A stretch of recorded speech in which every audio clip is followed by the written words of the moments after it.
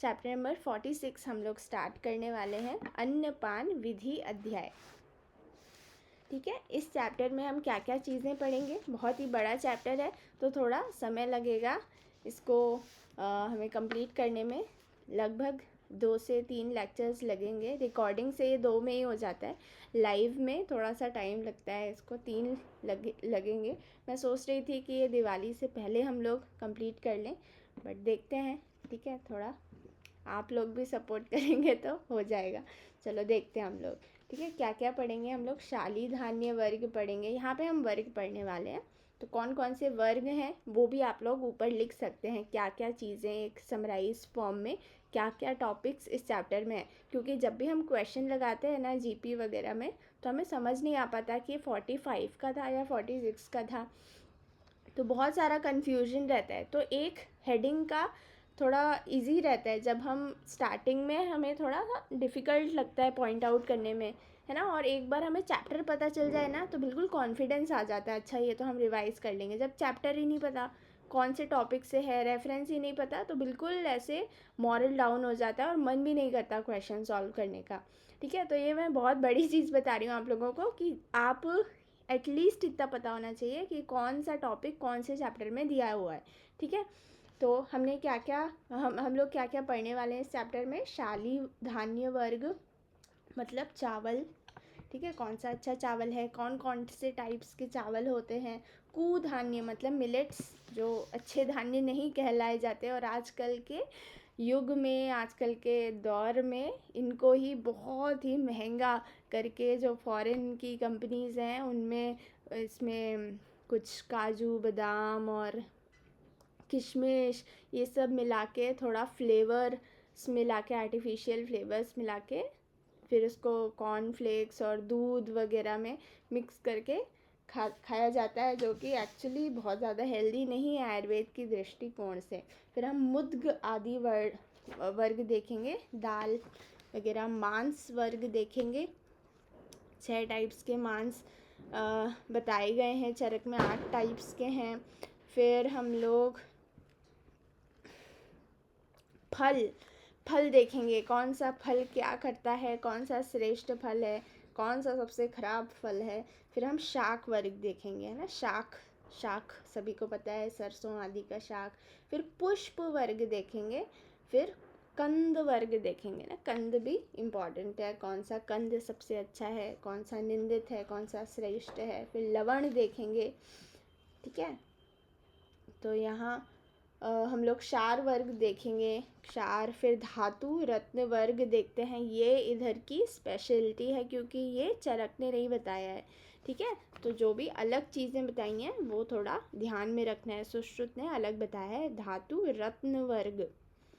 ठीक है, वैसे तो ये इसलिए नहीं माने क्योंकि ये तो भाई हमारा है ही नहीं, डायरेक्शन में नहीं है, ये तो रस शास्त्र का टॉपिक है, हमें क्या ही करना उससे। बट सुश्रुत ने बताया है। ठीक है, सारी चीज़ों को उन्होंने कंबाइंडली कर दिया। फिर कृतान्न वर्ग देखेंगे, इसमें पेया, विलेपी, कृतयुष और बेस्वार, मंथ, कृष्ण आदि कृतान्न चीज़ें आती हैं। ठीक है, तो इस टाइप से हम लोग कुल मिला के 12 वर्ग पढ़ते हैं जिसमें बहुत सारे चांसेस हैं, क्योंकि बहुत सारे ऑप्शंस हो जाते हैं ना, तो बहुत सारे क्वेश्चंस बनने के चांसेस हैं। ठीक है, तो मैं ये सोच रही थी कि आप लोगों को सबसे पहले मैं ये लिखवा दूं कि कौन सी चीज़ में क्या सबसे श्रेष्ठ है। ठीक है, तो सभी पहले एक चीज़ लिख लेंगे, एक टेबल बना लेंगे। श्रेष्ठ चीज़ें मैं लिखवा देती हूँ। सबसे पहला लिखेंगे शाली वर्ग, शाली वर्ग, उसमें श्रेष्ठ लिखेंगे लाल शाली।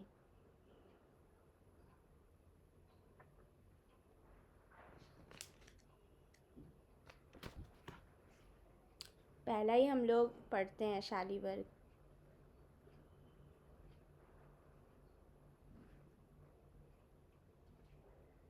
नेक्स्ट सेकंड लिखेंगे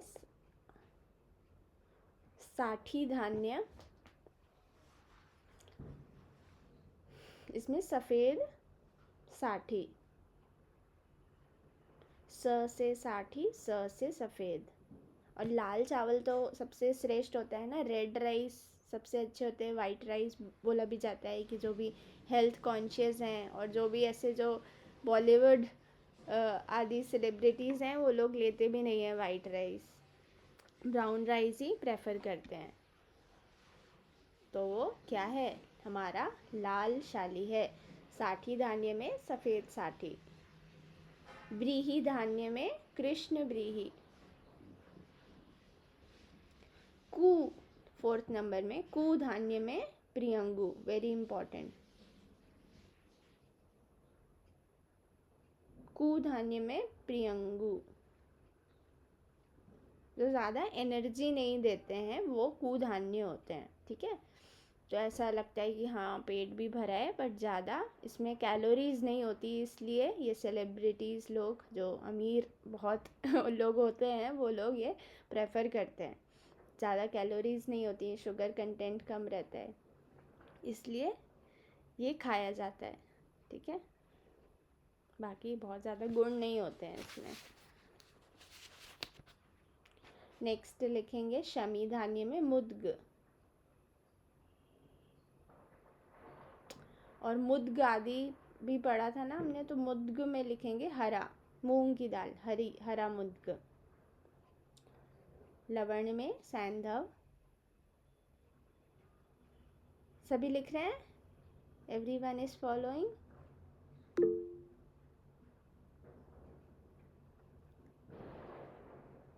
प्रीति ठीक है? Yes ma'am. ठीक है। फिर गोवर्ग में लिखेंगे दुग्ध, मतलब गोवर्ग मतलब दही, दूध, घृत और तक्र किसका सबसे अच्छा होता है? गाय का होता है। ये तो हमें पता ही है, ठीक है। तो ये लिखने की भी आवश्यकता नहीं है, गाय का सबसे श्रेष्ठ है, सभी को पता है, ठीक है। अनुपान में लिखेंगे महेंद्र या आंतरिक्ष जल।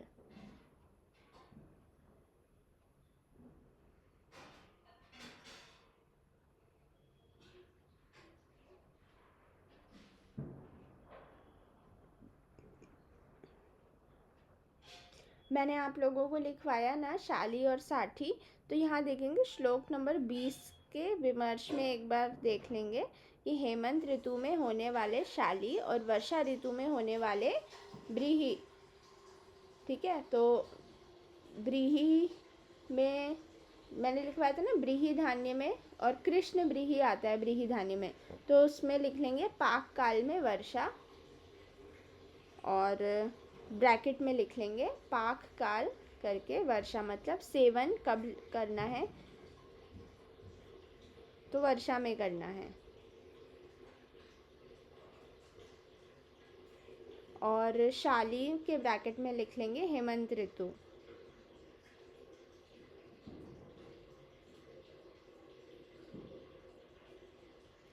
और सफ़ेद साठी के ब्रैकेट में लिख लेंगे ग्रीष्म।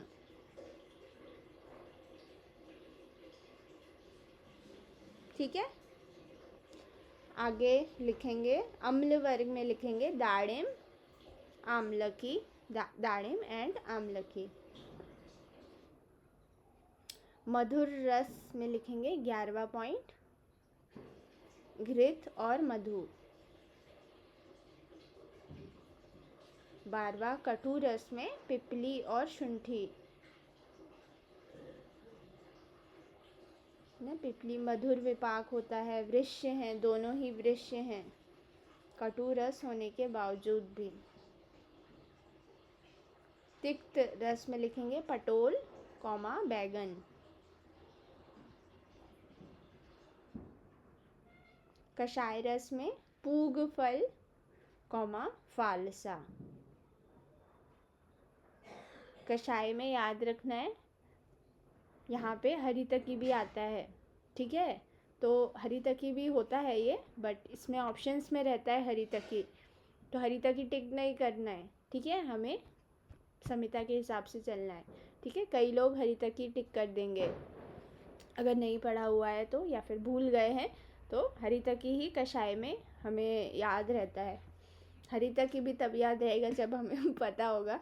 तो जो भी ज़्यादा पढ़ा हुआ रहता है डाउट्स उसको ही आते हैं, या फिर जो बिल्कुल नहीं पढ़ा रहता है वो बिल्कुल भी क्वेश्चंस नहीं पूछता है ना, तो डाउट्स आना भी एक पहचान है कि आप पढ़ रहे हैं। ठीक है, तो यहाँ पूग क्या होता है नितिश, व्हाट इज पूग?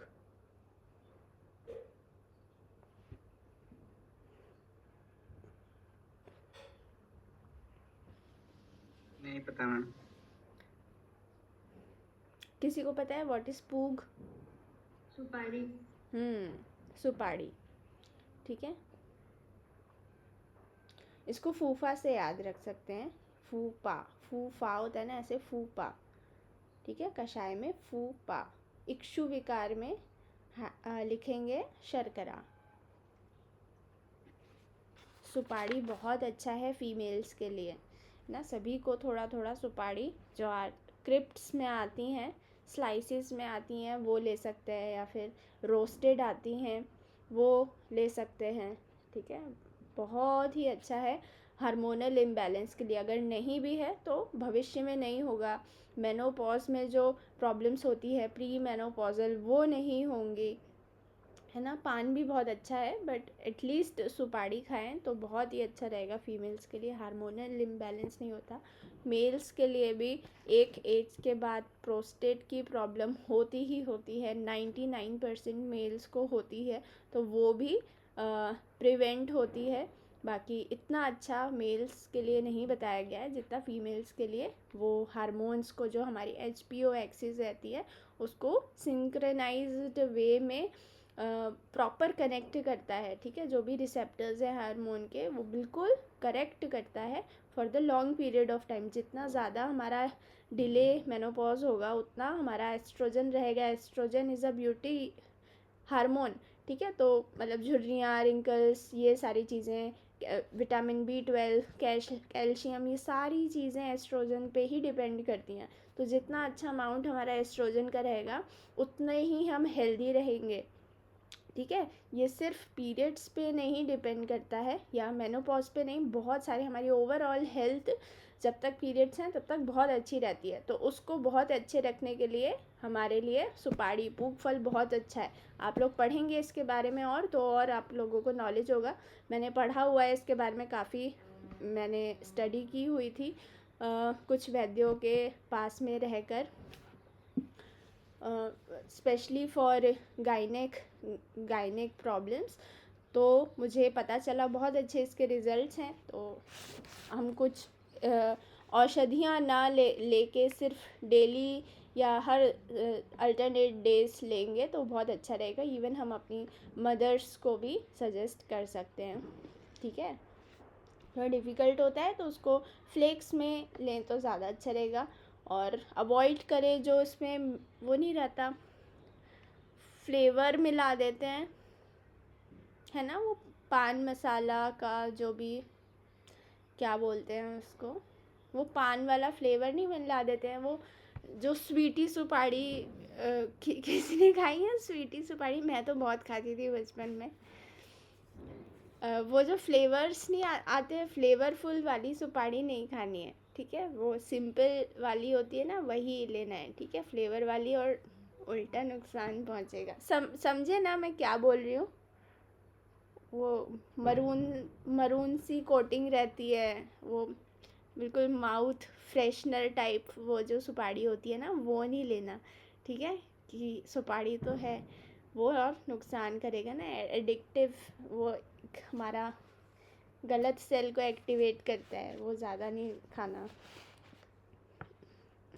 मैं बचपन में बहुत खाती थी। हमारे यहाँ पहले 1 रुपए की एक मिलती थी। जब भी हम लोग अपने ग्रैंड पेरेंट्स के यहाँ जाते थे तो वो लेते थे। बहुत गलत बात है वो। और हम लोग ऐसे, हमारी पलटन थी और चोरी छुपे कोई हमें पैसे देता था तो हम लोग, टोटल पता तो था नहीं कि कितने क्या पैसे हैं, पूरी ऐसे लड़ ले आते थे और फिर अच्छे धुले जाते थे, पिटाई होती थी। चलो नेक्स्ट देखते हैं।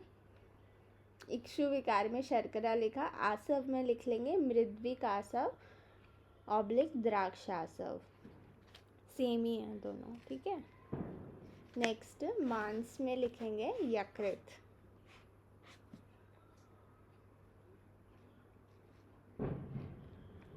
फल में लिखेंगे आमलकी। चरक अनुसार कौन सा श्रेष्ठ फल है? क्या? मृदिका। मृद्विका। Okay, good, very good. GP में पढ़ा क्या या याद है? पढ़ी क्या गोविंद पारेख? नहीं मैम। चलो अच्छी बात है।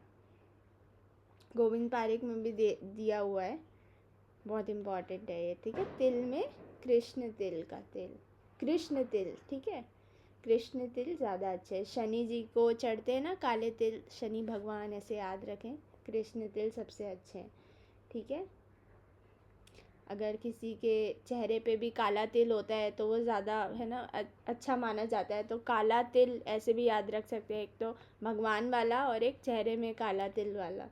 ठीक है, मैंने आज ही एक रील देखी थी, पता नहीं वो कौन सी एस्ट्रोलॉजर है, वो बोल रही थी कि जिसके राइट गाल पे तिल रहता है उनके लिए पता नहीं क्या क्या। ऐसे तो लेफ्ट गाल के लिए भी आता है और पता नहीं क्या क्या, बिल्कुल भी। और इवन मंत्र वगैरह की, नौकरी के लिए मंत्र और फर्स्ट आने के लिए मंत्र, ये बिल्कुल भी हमें फॉलो नहीं करना चाहिए। धनतेरस के लिए पता नहीं कौन कौन से उन्होंने मंत्र बता दिए, दिवाली में ये पूजा पाठ करना है, ऐसे बिल्कुल भी हमें फॉलो नहीं करना चाहिए कोई भी विधि विधान।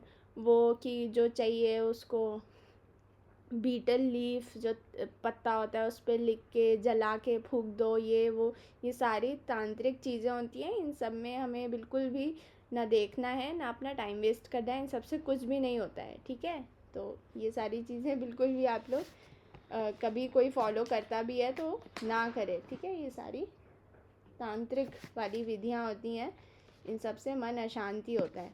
चलो हम लोग नेक्स्ट स्टार्ट करते हैं।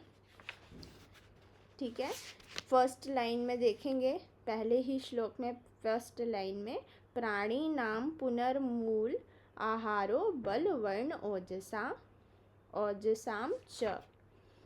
ठीक है, प्राणियों के जीवन का मूल कारण अन्न है।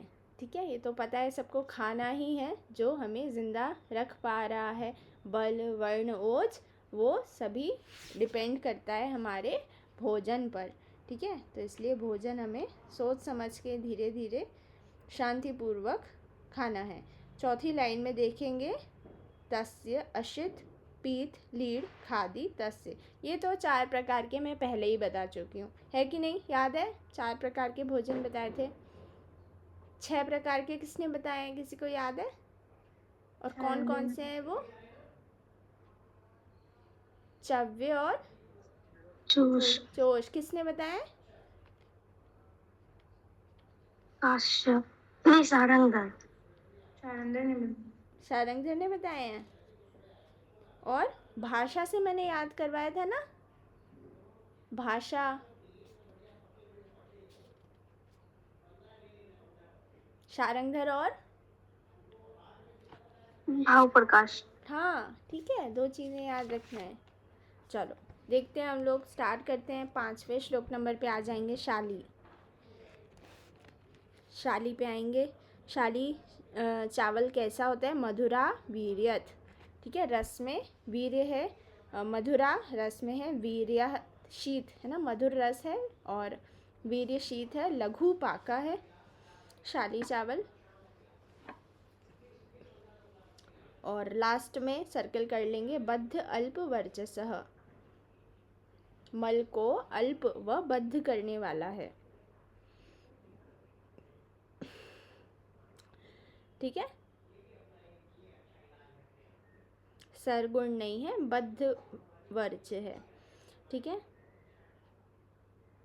देखो नेक्स्ट श्लोक में हिंदी में देखो, शाली चावलों में लाल शाली अच्छा होता है। ठीक है, मैंने पहले ही लिखवाया है, श्लोक में हाईलाइट कर लेंगे। तेषाम लोहितकः श्रेष्ठो, सर्कल कर लो, लोहितकः श्रेष्ठो। आएगा ऐसा क्वेश्चन, तेषाम डैश श्रेष्ठो। ठीक है, फिर और भी पूरा भी पूछा जा सकता है, दोषग्नः शुक्रमूत्रलः, ऐसे भी पूरा पूछा जा सकता है। ठीक है, तो ये वाली फर्स्ट हाफ ज़्यादा इम्पॉर्टेंट है। और 7वें श्लोक के फर्स्ट हाफ में लास्ट वर्ड सर्वदोष विशापः, कौन सा चावल होता है ये भी इम्पॉर्टेंट है। ठीक है, सर्वदोष को कम करने वाला ये होता है। ठीक है,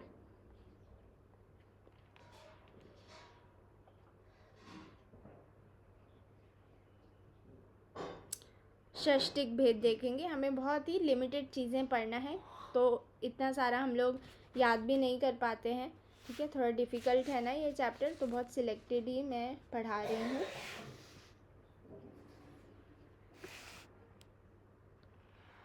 शाली में आप लोग लिख सकते हैं, इसमें 111 लिख लेंगे। 111 में क्या, मधुर रस, 1 फॉर मधुर विपाक एंड 1 फॉर शीत वीर्य।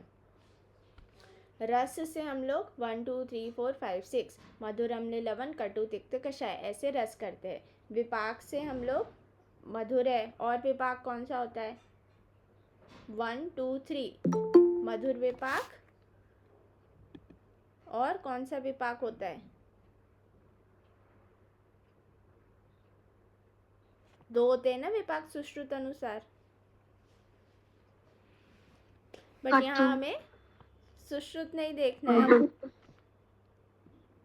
ठीक है, तो यहाँ बेसिकली सिर्फ आप लोग यही याद रखें कि 1 फॉर मधुर विपाक एंड 1 अनदर 1 फॉर शीत वीर्य, 2 आया तो उष्ण वीर्य।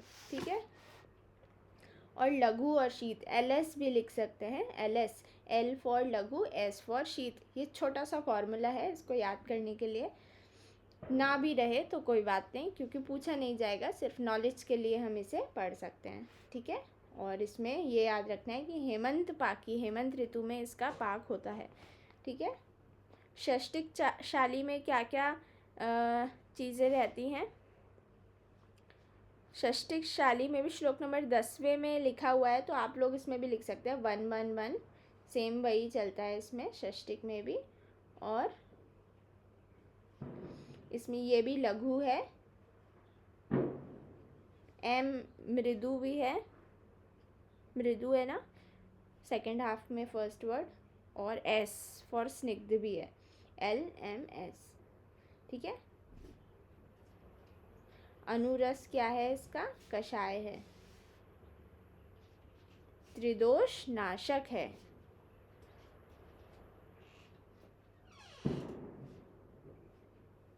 त्रिदोषघ्नः लिखा हुआ है।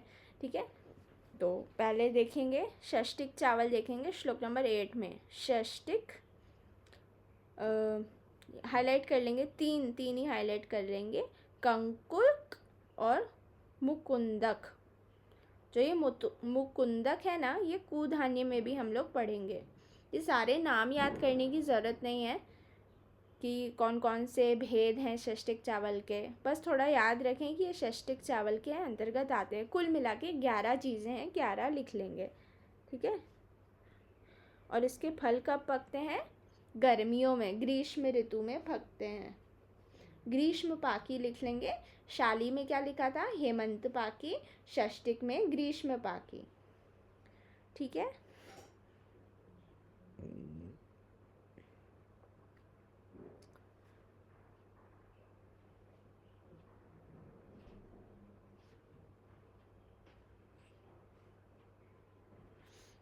और इसमें देखेंगे क्या गुण है, श्लोक नंबर 9 में आया हुआ है।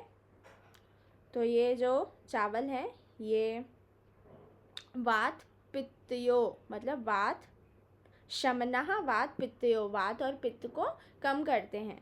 ठीक है, और लास्ट में क्या है, कफ शुक्रला, कफ बृंघणा, कफ शुक्रला, कफ शुक्रल है, बृंघण है। ठीक है, तो ये ऊपर वाला एरो जाएगा, कफ के लिए ऊपर एरो, वात और पित्त के लिए नीचे वाला एरो। ठीक है, तो वात पित्त कफ ऐसे आप लिख लेंगे एरो में, तो ये पूरा लाइन पढ़ने की ज़रूरत ही नहीं पड़ेगी। ठीक है, लिखा भी हुआ है विमर्श में, ग्रीष्म ऋतु में पकते हैं, मैंने पहले ही लिखवा दिया। ठीक है, षष्टिक, षष्टिक बोले तो 60। ठीक है, और ये 7 दिन में मैच्योर होते हैं। ये भी याद रखना है। 7 डेज़ में ही ये बड़े मैच्योर हो जाते हैं, फसल 7 दिन में ही हो जाती है। ठीक है, लिखा हुआ नहीं है, आप लोग लिखना चाहें तो लिख सकते हैं। इसलिए इनका नाम षष्टिक है। ठीक है, नाम इसलिए ही है क्योंकि 7 दिन में ही ये मैच्योर हो जाते हैं, खा सकते हैं फिर नेक्स्ट डे।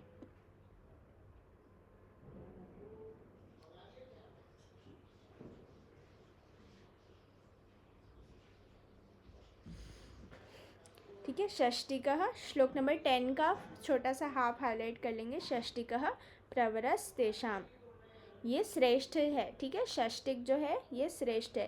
अभी जो 11 भेद पढ़े ना श्लोक नंबर 8 में, पहला कौन सा था? षष्टिक था, है ना। तो ये जो पहला है वो श्रेष्ठ है। ठीक है, बेस्ट है। षष्टिक खाएंगे तो बेस्ट रहेगा। ठीक है, मुकुंदक में आप लोग ऊपर लिख के 2 एरो बना सकते हैं। पहला एरो में लिख लेंगे षष्टिक और दूसरे एरो में लिख लेंगे कुधान्य। ठीक है, नेक्स्ट श्लोक नंबर 12 में देखेंगे ब्रीही धान्य भेद। तो काफ़ी सारे इधर भेद हैं बट हमें ध्यान में नहीं रखने, इम्पॉर्टेंट नहीं है ये। बस कृष्ण ब्रीही ध्यान रखें क्योंकि ये श्रेष्ठ होता है, वर्षा ऋतु में पकता है इसलिए।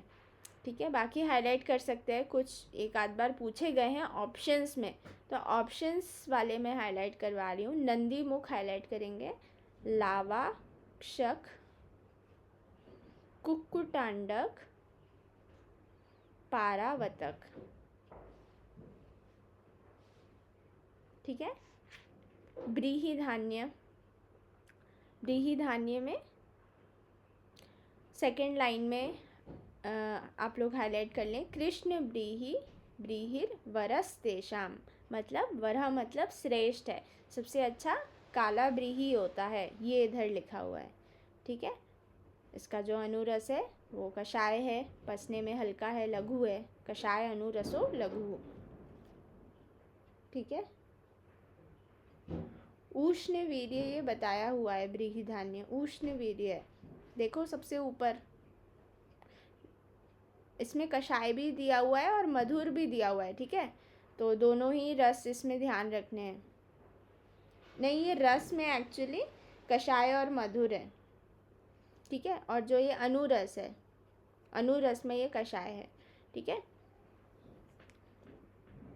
इतना इम्पॉर्टेंट नहीं है बट ये थोड़ा ध्यान रखना है। कषाय मधुरा पाके, मधुरा वीर्यतो हिमः, अल्प अभिष्यन्दी स्तुल्या। अल्प अभिष्यन्दी है मतलब कम अवरोध करता है स्रोतसों का। ठीक है, ज़्यादा ब्लॉक नहीं करता स्रोतसों को।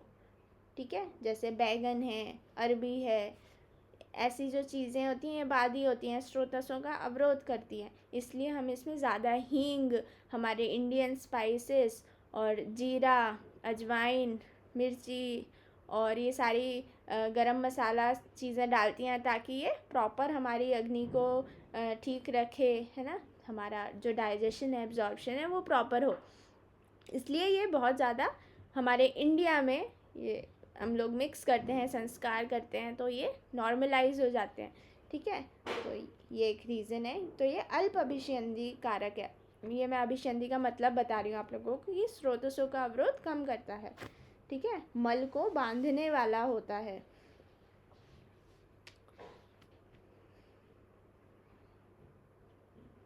चलो नेक्स्ट हम लोग देखते हैं कुधान्य। श्लोक नंबर 21 में देखेंगे,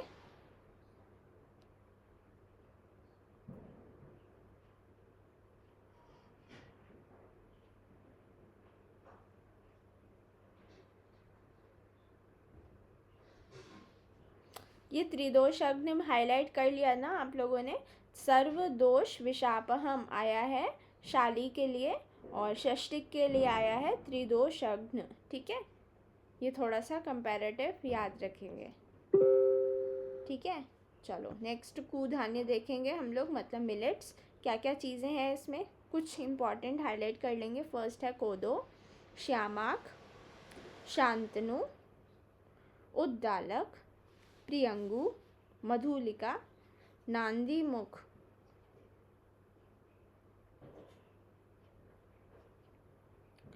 और गवेधुक। गवेधुक बैजंती होता है। प्रियंगु सुना होगा ना आप लोगों ने, ये कोदो है, ये अलग है प्रियंगु, ठीक है, वो वाला औषधि नहीं है, ये अलग धान्य है, ठीक है।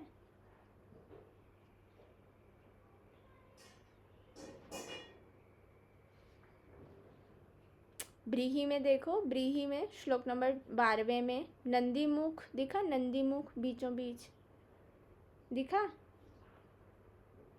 अगर नंदीमुख है तो वो ब्रीही में है, अगर नांदीमुख है तो वो कोदो में है, ठीक है, ध्यान रखना, एक ही मात्रा का डिफरेंस है। आया समझ नितिश? अगर कंफ्यूजन है तो ऊपर लिख लो, नांदीमुख, नंदीमुख, ब्रीही धान्य, कुधान्य, लिख लिया करो ऐसे छोटा छोटा, तो बाद में जब पढ़ोगे ना तो बिल्कुल भूल जाओगे कि मैंने क्या बताया था क्या नहीं, छोटा छोटा ऊपर से लिख लिया करो।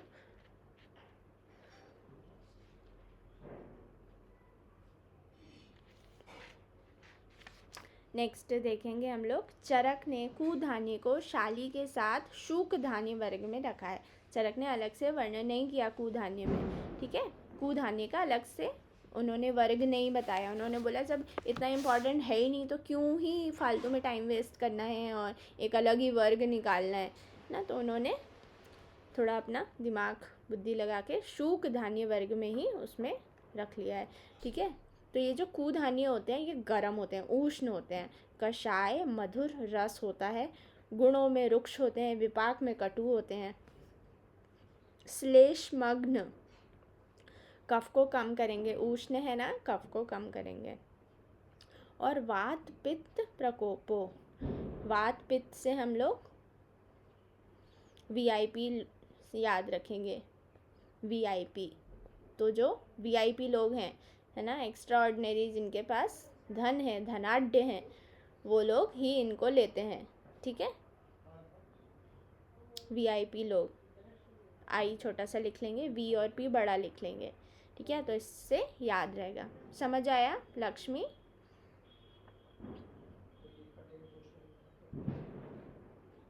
लक्ष्मी ओके, ठीक है। 24 23 देख लो, इतना इम्पोर्टेंट नहीं है ये, ठंडे होते हैं ये देखो, पर ये तो इम्पॉर्टेंट नहीं है। शीतः पित्तापः स्मृतः, इनमें कोदो, निवार, श्यामक, शांतनु, ये रस में कषाय मधुर ठंडे होते हैं, ये इतना इम्पॉर्टेंट नहीं है, इसको स्किप कर सकते हैं। नेक्स्ट 24 श्लोक देखेंगे, ये इम्पॉर्टेंट है बहुत ज़्यादा। इसके 4 भेद होते हैं। कौन कौन से 4 भेद है? कृष्ण, रक्त, पीत, श्वेत। जो श्वेत होता है वो बेस्ट होता है। ये ऐसे 4 प्रकार की प्रियंगु होती है। ये कोई प्लांट नहीं है, प्रियंगु एक प्लांट भी होता है जो हम द्रव्य गुण में पढ़ते हैं, बहुत सारे मेडिसिनल यूज़ होते हैं, ये वो नहीं है, बस ये थोड़ा याद रखना है, कंफ्यूज नहीं होना है, ठीक है। तो black colour, red colour, yellow colour और वाइट कलर, तो वाइट कलर सबसे अच्छा होता है, ठीक है, बेस्ट, ठीक है।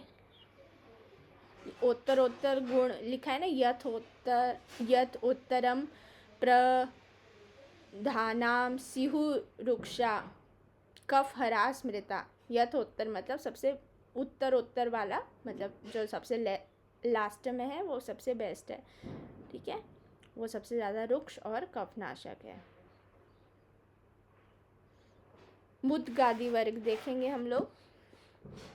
शमी की जगह आचार्य ने मुद्गादि वर्ग बताया। शमी मतलब फली होती है और फलियों में ही दाल आती हैं, ठीक है। जैसे सबसे अच्छा एग्जाम्पल मटर तो देखा है ना, मटर की दाल होती है, ठीक है, वो भी फली में होती है। फली हम निकाल के खाते हैं। जब मैं छोटी थी तो मम्मी बोलती थी कि ठंडियों में आती है ना मटर, तो मम्मी छत में ऐसे कटोरे में दे देती थी कि ये है, और इसमें छील के डालनी है दूसरे कटोरी में धूप में। तो हम लोग क्या करते थे, बस सारे मटर खा जाते थे, एक आध कभी जो मीठा नहीं होता था वो रखते थे, बाकी सब अंदर अंदर जाते थे सारे मटर। ठीक है, तो यहाँ पे मुद्गादी वर्ग में हमें ये वैदल होती हैं। वैदल मतलब दो दल होते हैं ना, डाइकोटिलेडन, दो दलों में ये टूट जाती हैं। इसमें ही सेकंड लाइन में हिंदी में आप लोग हाईलाइट कर सकते हैं वैदल, द्विदली। ठीक है, ये पर्याय है। अगर ऐसा पूछा जाता है तो भी आप लोग ध्यान रखें कि ये शमी का ही है। ठीक है, यहाँ हरेणु लिखा है ना सेकंड लाइन में, हरेणु ये मटर का भेद होता है। ठीक है, हरेणु का किसी को पता है किसको बोलते हैं हरेणु का? निर्गुंडी बीज। हाँ, निर्गुंडी के बीज को बोलते हैं। कैसे पता, लिखा है क्या? कैसे पता, याद है? यस, द्रविगुण वाले सर्वकाल। गुड गुड ना, वो भी ग्रीन कलर के ही होते हैं। ठीक है, अभी हम लोग पोटली बना रहे थे तो उसमें हम काफ़ी टाइम से ढूंढ रहे थे, निर्गुंडी हमें मिल नहीं पा रहा था। मुझे निर्गुंडी से याद आ गया, फिर हमें एक जंगल मिल गया। भगवान पता नहीं कैसे साथ दे देते हैं, जो भी औषधि हम लोग ढूंढने निकले वो पता नहीं कैसे मिल ही जाती है। ज़्यादा परेशान नहीं करवाते हैं ना, क्योंकि हमारा उद्देश्य अच्छा है, पेशेंट को ठीक करना उद्देश्य है। और बिल्कुल, तो भगवान भी, प्रकृति भी हमारे अनुकूल ही रहती है अगर हमारा उद्देश्य अच्छा है, ना ज़्यादा हमें परेशान नहीं करवाती। मैम आप लोग कलेक्ट कहाँ से करती हैं, मतलब जाती हैं क्या फॉरेस्ट में? हाँ, इधर आसपास काफ़ी अच्छा एरिया है, उज्जैन के आसपास काफ़ी अच्छा सभी चीज़ें मिल जाती हैं। और मेरे पापा भी बहुत सारा ऐसे औषधीय प्लांट्स हार्वेस्ट करते हैं, सेल आउट करते हैं। हम लोग खुद ही प्लांट्स के छोटे छोटे कट पीस करके उनको, जो बहुत नीडी लोग हैं उनको देते हैं। तो मेरे पापा भी बहुत सारी औषधि, जो दिव्य औषधियाँ हैं जो विलुप्त हो गई हैं, उनका भी कलेक्शन करते हैं। तो इस टाइप से काफ़ी सारा कलेक्शन है हमारे फार्मेसी में, क्लिनिक में, घर में, हर जगह, गार्डन्स में। तो काफ़ी सारी चीज़ें हैं, तो ज़्यादा डिफ़िकल्टी नहीं होती, मिल जाती हैं।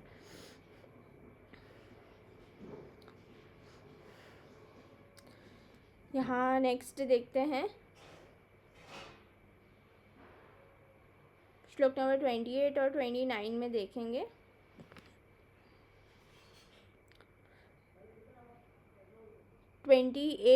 श्लोक के सेकेंड हाफ में फर्स्ट वर्ड हाईलाइट करेंगे, बद्ध मूत्र पुरीशास्य। इसको सर्कल कर लेंगे। ये मल को बांधता है। सभी को पता होगा जो दालें होती हैं वो वात कारक होती हैं, वात को बढ़ाती हैं दालें। ठीक है, तो ये और क्या है, ये वात कारक है। मरुत्कारा मतलब वात कारक होती हैं, इसका मतलब ये होता है। और मूत्र मल को बांधने वाले तथा पित्त और कफ के नाशक हैं। ये दालें पित्त और कफ को कम करती हैं। ठीक है, वात को बढ़ाएंगी और कफ और पित्त को कम करेंगी और बांधेंगी। रुक्ष है, रुक्ष का तो काम ही है ना, कॉन्स्टिपेशन ज़्यादा लाएंगी ये, वाटर कंटेंट को कम करती हैं। ठीक है, इनमें मूंग अधिक वात कारक नहीं होती तथा दर्शन शक्ति को बढ़ाती है, आँखों के लिए बहुत अच्छी है। इसलिए बीमारी में बोलते हैं कि मूंग की दाल थोड़ा हींग और जीरा के छौंके लगा के हम खा सकते हैं, है ना। आफ्टर विरेचन भी मैं यही बताती हूँ कि सबसे जो अगर भूख लगे तो ही खाना है। आप जो फर्स्ट डे होता है ना, वैसे ही आदमी अधमरा सा हो जाता है, क्योंकि 15-20 बार मोशन हो जाते हैं, तो वैसे ही अग्नि बिल्कुल मंद होती है, खाने का मन ही नहीं होता। इन केस अगर खाने का मन होता है तो मैं यही बोलती हूँ कि बस मूंग का पानी ही पीना है पहले दिन, फिर दूसरे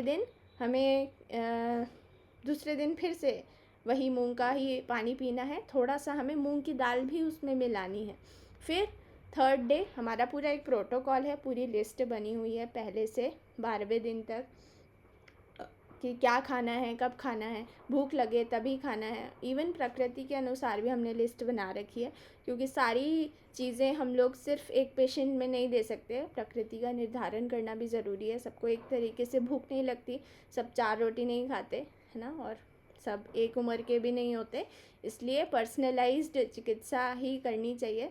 सिर्फ एक लिस्ट या मैं सिर्फ लिस्ट कॉपी कर दूँ वो ही आप लोग अपने पेशेंट्स को भी देने लगे, वो इम्पॉर्टेंट नहीं। कंसेप्ट क्लियर होने चाहिए, तब जाके हम कितने भी पेशेंट्स को हम ट्रीट कर सकते हैं ना। अगर कोई गरीब व्यक्ति है, एक बार का हमने उसे खाना खिला दिया तो बहुत ज़्यादा उसको काम नहीं आएगा। अगर हमने उसे यही बता दिया कि कैसे पाक होता है, कैसे भोजन बनता है, तो शायद उसको कभी और काम आए। ठीक है, तो कभी भी ये कोशिश ना करें कि बुखार में हम क्या क्या देते हैं या टाइफाइड में हम क्या क्या देते हैं, उसके कंसेप्ट को हमें फॉलो करना चाहिए। जहाँ भी हम किसी भी वैद्य के पास सीखते हैं तो हमें ये देखना चाहिए कि वो कैसे बात कर रहे हैं, क्या वो मेडिसिन चेंज कर रहे हैं प्रकृति के अनुसार, क्या वो सभी ज्वरों में एक ही चीज़ दे रहे हैं।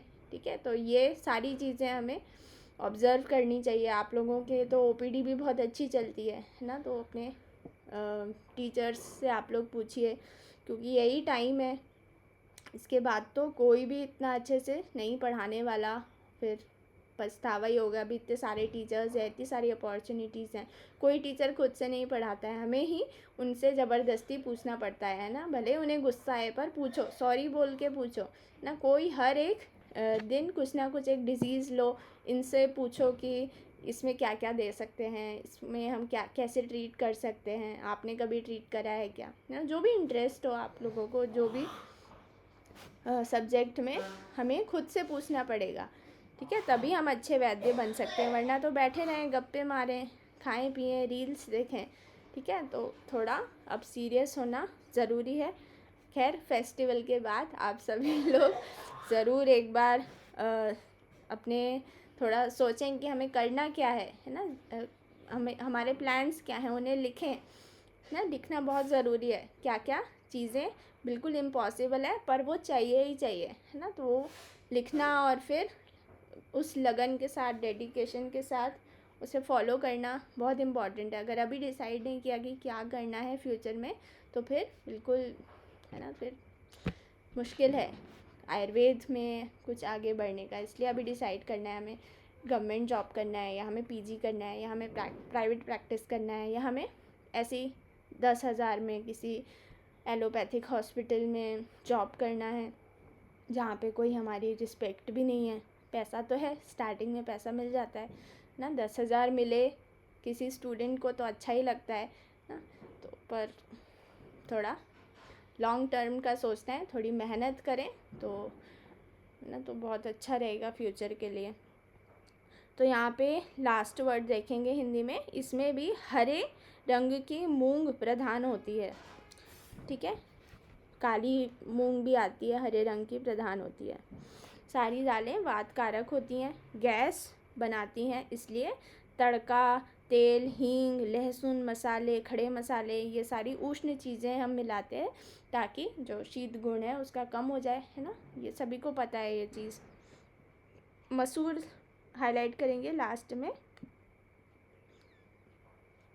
मसूर में सिर्फ इतना ही ध्यान में रखें कि बद्ध वर्चा, ये भी सेम ही काम है इसका, मल को बांधती है।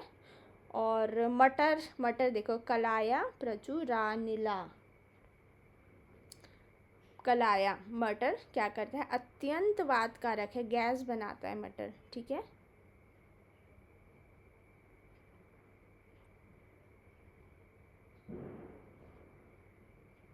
ठीक है। अगर किसी को अतिसार हो रहा है ना, तो हमें कौन सी दाल देनी चाहिए बताओ।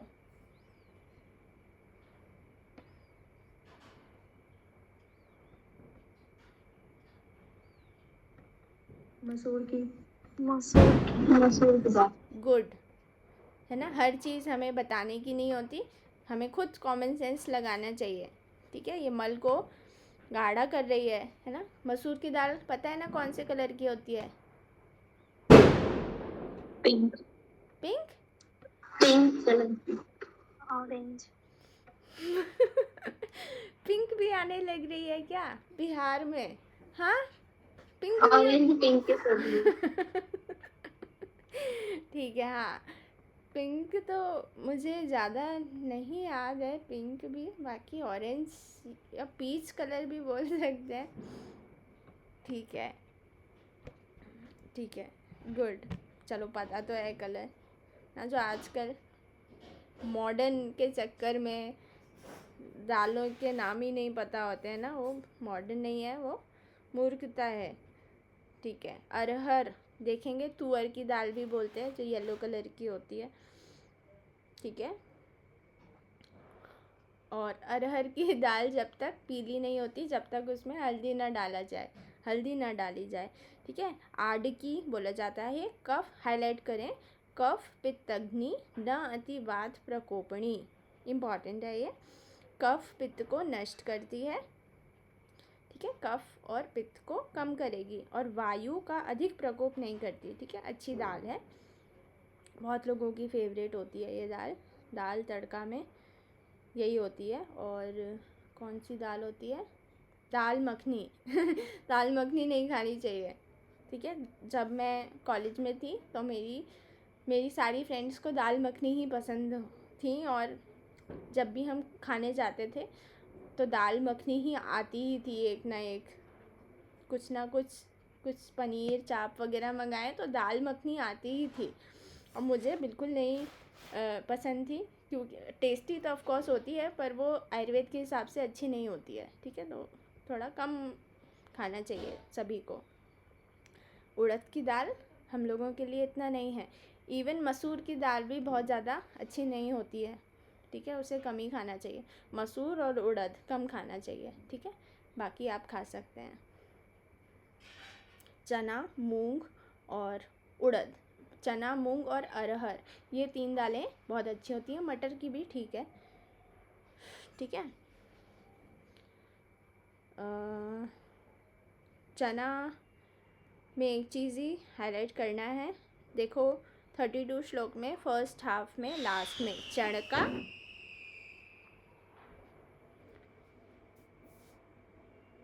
पुंसत्व नाशिना।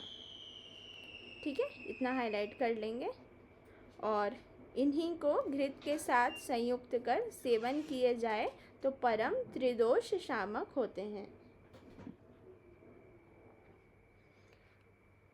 ठीक है, घृत के साथ हमेशा घृत मिलाती होंगी मम्मियाँ ना, अगर हॉस्टल में है तो आप लोग खुद ही घी डालें ऊपर से गरम गरम और खाएं। माश देख लो जल्दी से, उड़द की क्या है? स्तन्य करो, सेकंड लाइन में, और फर्स्ट लाइन में क्या है? स्निग्धो उष्णो वृष्यो मधुरो अनिलग्नः, इतना हाईलाइट कर लेंगे, अनिलग्नः को सर्किल कर लेंगे। वात नाशक होती है, भारी मल मूत्र का प्रवर्तक करने वाला, अच्छा मल लाने वाली, स्निग्ध उष्ण वृष्य मधुर, वात नाशक। ठीक है, स्तन्य करो सर्कल कर लेंगे, ब्रिंघन करती है ना, इसलिए स्तन्य करो। और शुक्र कफापहम, शुक्र और कफ को उत्पन्न करने वाली होती है। ठीक है, नेक्स्ट देखेंगे 38 श्लोक नंबर में, वन कुलथ के बारे में ये आया हुआ है, लास्ट में इसमें हाईलाइट करेंगे, नयन नयन नयनामयघ्नो विशेषतो वन्य कुलथ उक्तः, नेत्र रोग हर विशेष कर ये होती है वन कुलथ, कुल्थी। 2 तरीके की होती है, कुल्थी और एक वन कुल्थी। ठीक है, कुछ लोग जंगली भी बोलते हैं इसको। वन कुलथ सबसे अच्छी, नेत्रों के लिए हितकारी है। और कुल्थी में क्या लिखा हुआ है? कुल्थी ये शुक्र, अश्मरी और गुल्म का नाशक करती है। शुक्र, सेकंड लाइन में लिखा है श्लोक की, शुक्र, अश्मरी, गुल्म। शुक्र अश्मरी में कुलथ का पानी भी पीने के लिए देते हैं, कुलथ का पानी, उससे भी स्टोन निकल जाता है, यूरिनेशन से।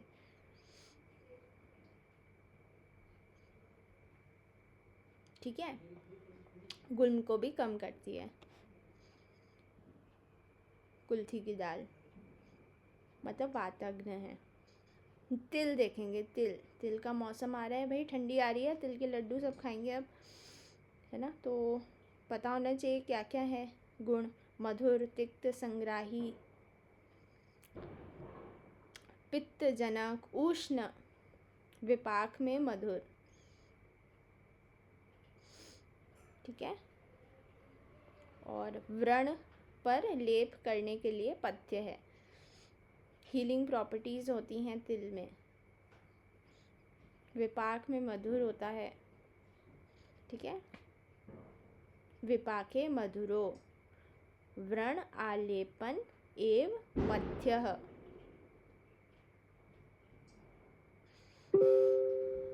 दंत्यो, दांत के लिए अच्छी है। सबसे ज़्यादा क्या होता है तिलों में? कैल्शियम होता है। और दांत भी किससे बनते हैं? कैल्शियम कार्बोनेट ना, कैल्शियम से बनते हैं। तो इसलिए बोन्स के लिए कैल्शियम, बोन्स के लिए, दांतों के लिए कैल्शियम की रिक्वायरमेंट तिल फुलफिल करते हैं, ठीक है। लास्ट लाइन हाईलाइट कर लेंगे, 40th श्लोक पूरा लास्ट लाइन। तिलेषु सर्वेषु सितः प्रधानो, सर्व प्रकार के तिलों में काले तिल श्रेष्ठ हैं। मध्य सितो हीन तरास तथा अन्य, श्वेत तिल मध्यम होते हैं और अन्य रंग वाले निकृष्ट सबसे गंदे होते हैं, जो ऐसे भूरे भूरे जो अलग कलर के हों, ठीक है। तो सबसे जो सुप्रीम है, फर्स्ट जो है वो क्या है? ब्लैक है, सेकेंड में फिर वाइट है, और उसके बाद जो भी कलर आप लोगों को मिले, ब्राउन वगैरह, ठीक है। जौ देख लो, जल्दी से जौ देखो।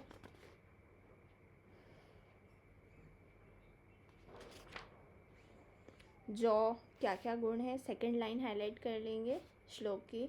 व्रणेषु पथ्यस्तिलवचः नित्यम प्रबद्ध मूत्रो बहुवात वर्चाः, बहुवात वर्चा को सर्कल कर लेंगे। यव, जौ क्या करते हैं ना, जौ की रोटी खानी चाहिए सभी को। अच्छी नहीं लगती पर इम्पॉर्टेंट है। मैं जौ की रोटी खा रही हूँ लगभग 4 सालों से। जौ में थोड़ा और चीज़ें मिला लेते हैं तो और अच्छा लगता है। अब मुझे नॉर्मल आटे की रोटी अच्छी नहीं लगती, इतना आदत हो गई है। सभी को थोड़ा थोड़ा मिलाना चाहिए, मल्टीग्रेन, ठीक है। तो क्या क्या गुण है इसमें? कषाय मधुर, शीत, विपाक में कटु, कफ पित्त नाशक, व्रण में तिल के समान सदा पथ्य हाईलाइट करें। पथ्य मूत्र कम करने वाला, वात विष्ठा को बढ़ाने वाला, स्थैर्यजनक, पाचक अग्नि दीपक, अग्नि को दीपक करता है, अग्नि दीप्त करता है, और बुद्धिवर्धक ना, सबसे ज़्यादा ज़रूरी है बुद्धिवर्धक, ठीक है। कंठ स्वर को अच्छा करने वाला, वर्ण का वर्धक, ठीक है, वर्ण अच्छा रहेगा। व्रणेषु, फिर पिच्छिल, मोटे आदमी को दुबला करने वाला, ठीक है। बस इतना ही हाईलाइट करना है हिंदी में, मतलब पढ़ रही हूँ मैं, तो आप लोग हाईलाइट नहीं अंडरलाइन कर सकते हैं इसको। हाईलाइट सिर्फ सेकंड लाइन करनी है श्लोक में।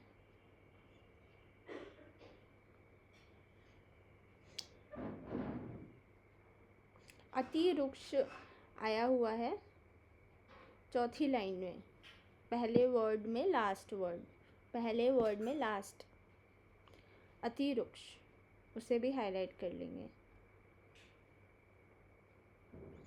और उससे पहले क्या हुआ है? स्थूल विलेखनस्य, मतलब लेखन करता है, स्थूल व्यक्ति का लेखन मतलब दुबला करता है, ठीक है। और ये अति रुक्ष होते हैं। इतना ही इसमें हमें हाईलाइट करना है। नेक्स्ट गेहूँ देखेंगे। गेहूँ को गोधूम बोला जाता है, और इसमें क्या है? मधुरो गुरुष्य, गोधूम मधुरो गुरुष्य, मधुर हैं, भारी हैं और स्थौल्यता को बढ़ाने वाले हैं। श्लेष्म करा लास्ट में हाईलाइट करो। श्लेष्म करा। शिंबी वर्ग के अन्न देखेंगे, शिंबी वर्ग, इसमें श्लोक में हाईलाइट करेंगे बला सदृष्टि क्षयकृत विदाही। शिंबी वर्ग के अन्न वृक्ष होते हैं।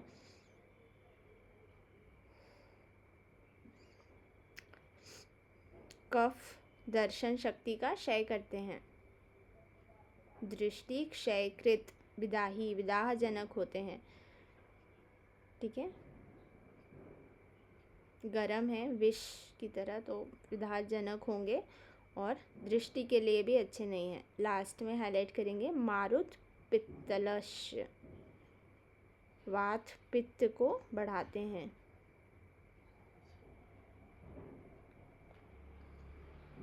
ठीक है, कोई भी चीज़ अगर वात का सपोर्ट मिल जाए तो और वो भयानक हो जाती है। ठीक है, आग को अगर वायु मिल जाए तो कैसे लपटें उठती हैं, है ना। तो शिंबी धान्य इतने अच्छे नहीं बताए हैं। नेक्स्ट देखेंगे शिंबी टाइप्स बताए हुए हैं इसमें। श्वेत, कृष्ण, पीत, रक्त, ऐसे अनेक प्रकार के वर्ण के शिंबी होते हैं। यथोचित क्रम से श्रेष्ठ होते हैं, मतलब सबसे श्रेष्ठ जो है यथोचित तास्ते गुणतः, सबसे अच्छा गुणवान रक्त होता है। ठीक है, तो हमने प्रियंगु के देखे थे ना। प्रियंगु में क्या था? कृष्ण, रक्त, पीत, श्वेत, ब्लैक, वाइट, रेड, येलो। यहाँ पे क्या है? ब्लैक, वाइट, रेड और येलो। ठीक है, बेस्ट रक्त था, रक्त है, और वहाँ वाइट बेस्ट था। यहाँ पे सबसे लीस्ट है वो। ठीक है, मुद्ग पर्णी और माश पर्णी को सहाद्वम बोलते हैं, सहाद्वम। नेक्स्ट श्लोक में लिखा है, श्लोक नंबर 40th देखेंगे, नहीं 50th देखेंगे। अग्राह्य धान्य,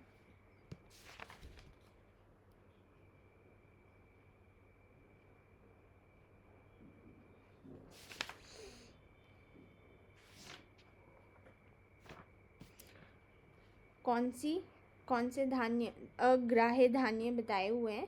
तो यहाँ पे नूतन धान्य सेकंड लाइन में आप लोग हाईलाइट करेंगे। नवम धान्यम अभिष्यन्ति लघु संवत्सरोषितम। लघु होते हैं, संवत्सर 1 साल पुराने लघु होते हैं। ठीक है, तो नवम धान्य कैसे होते हैं? अभिष्यन्द कारक होते हैं, अच्छे नहीं होते। तो कभी भी नए धान्य नहीं खाना है ना, क्लेद बढ़ाएंगे, हैवीनेस बढ़ाएंगे, ऐसा लगेगा कुछ ऐसे बहुत भारी भारी, पेट फूल गया हो, गुल्म जैसा हो गया हो। ठीक है, लाइट फील, हमें एनर्जेटिक फील होना चाहिए खाना खाने के बाद हमें, और हैवीनेस फील होती है, नींद ज़्यादा आती है। 1 साल पुराना खाएं तो वो अच्छा रहेगा। और सबसे इम्पॉर्टेंट यहाँ पे अंकुरित धान्य के लिए बोला गया है। अंकुरित को विरूढ़ बोला जाता है सेकेंड हाफ में, इसको आप हाईलाइट कर सकते हैं। सब बोलते हैं ना बहुत अच्छे होते हैं अंकुरित धान्य, पर अच्छे नहीं होते हैं। ठीक है, वो they are not good for health as per Ayurveda. क्यों? क्योंकि वो विदाह कारक हैं, पचने में भारी है ना, कुक्ड नहीं है प्रॉपर से, वो सोक्ड है, इसलिए पचने में भारी है। विष्टंभ कारक हैं, नेत्रों को दूषित करते हैं। दृष्टि दूषणम को सर्कल कर लेंगे, विरूढ़म दृष्टि दूषणम। ठीक है, अब नए कौन से अच्छे भाव प्रकाश ने कुछ एक्सेप्शन बताए हैं, विमर्श में लास्ट में देखेंगे। एतेषु यव गोधूम तिल माशा नवाहिता। नया प्रयोग करें, भाव प्रकाश के अकॉर्डिंग है ये। ठीक है, यव गोधूम तिल माश नवाहिता।